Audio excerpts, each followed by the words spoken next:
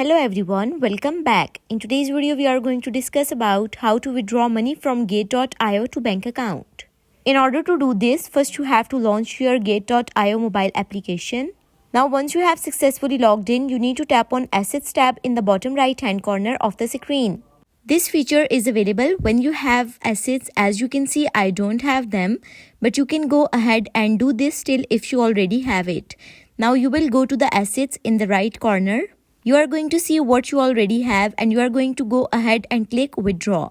Once you have selected withdraw, you need to select a withdrawal coin, for example USDT, and now you will have all of these options: on-chain, withdrawal, phone, email, gate, UID, gate code and other.